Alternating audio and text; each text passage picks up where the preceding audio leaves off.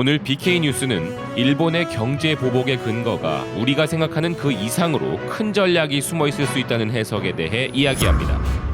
이용빈입니다. 일본이 지금 한국에 행하고 있는 경제 보복이 한국의 강제징용 대법원 판결과 관련한 보복이다.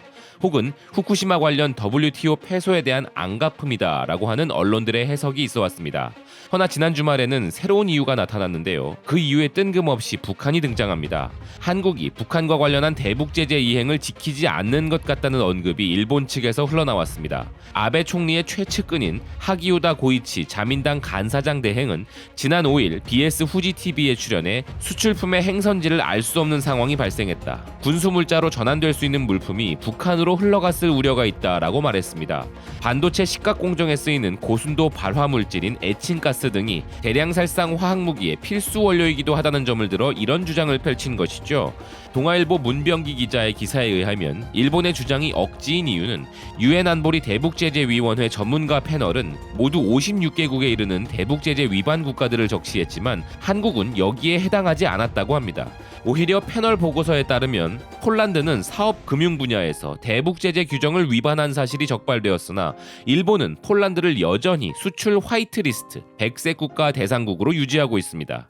유엔이 대북제재 규정을 위반했다고 한 나라는 그대로 두면서 그 규정을 잘 지키는 한국을 제외시키는 것은 모순임을 그대로 보여주는 대목인 것이죠. 이 부분을 좀 더 쉽게 이해하실 수 있도록 설명해드리면 우리나라의 삼성과 같은 대기업이 자신들에게 원료를 수입해서 한국의 정부와 결탁하여 북한이 대량 살상 화학무기를 제조할 수 있도록 대북 제재를 깨고 직접 그 원료를 해상에서 만나 제공했다는 논리입니다.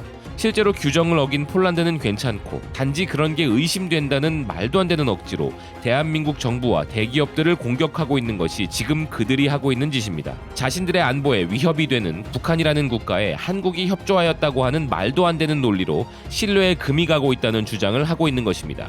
일본이 이번 사태에서 이런 전혀 근거 없는 비논리적인 주장과 혼란스러울 정도로 다양한 근거를 제시하는 이유에 숨어있는 노림수가 있다는 해석이 있습니다.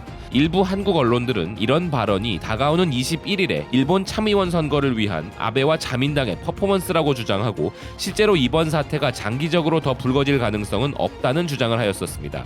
그렇지만 이 해석과는 다른 의견도 존재하는데요.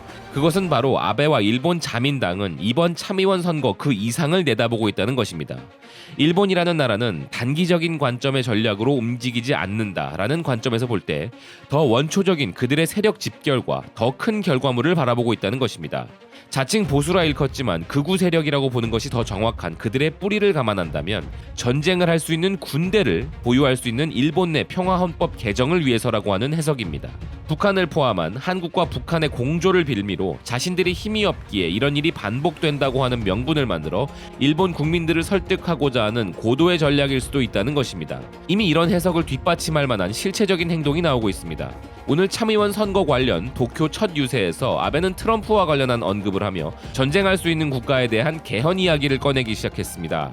자신들의 개헌 의지를 위하여 한국을 끌어들이고 있다는 의견에 힘이 더 실리는 부분입니다. 이와 함께 몇몇 한국 언론들이 전하는 내용은 일본 자민당을 제외한 많은 야당의 당수들이 최근 참의원 선거와 관련된 일본 TV의 당수 토론에서 한국에 대한 경제 보복에 대해 반감을 보인 것에 대해 보도하고 있습니다. 얼핏 들으면 일본 내 여론이 좋지 않으니 곧 경제 보복이 해결될 것이라고 우리가 착각할 수도 있는 내용의 보도들인데요. 그들은 야당의 당수들이기에 당연히 정치적으로 아베의 의견에 반하는 이야기를 해야 하는 것일 뿐 이 문제에 대해 우리 국민들이 안심할 수 있는 상황이 아니라는 것입니다. 현재 이런 언론들이 전하는 말만 전해 듣고 방심해서는 안 된다는 것이죠. 오히려 현재 반도체 관련 세계 물품에 대한 제재가 끝이 아니라 시작일 뿐이라는 의견에 힘이 더 실리고 있습니다. 일본이 한국에 대한 거의 모든 물품을 규제할 수 있는 근거인 캐치홀이라는 규제를 발동하고자 한다는 이야기가 흘러나오고 있기 때문에 이것을 일본의 제재는 이제 시작일 뿐이라는 심각한 사안으로 받아들여야 옳다는 해석이 맞을 수도 있습니다. 우리는 이 시점에서 여야 좌우를 따지는 정쟁의 대상으로 이 문제를 볼 것이 아니라 심각한 사태라는 인식을 정확히 하고 앞으로 벌어질 사태에 대해 더 많은 관심을 기울여야 할 때입니다. 우리의 관심이 대한민국의 가장 큰 무기입니다. 지금까지 BK뉴스 이용빈이었습니다. 시청해주셔서 감사드립니다.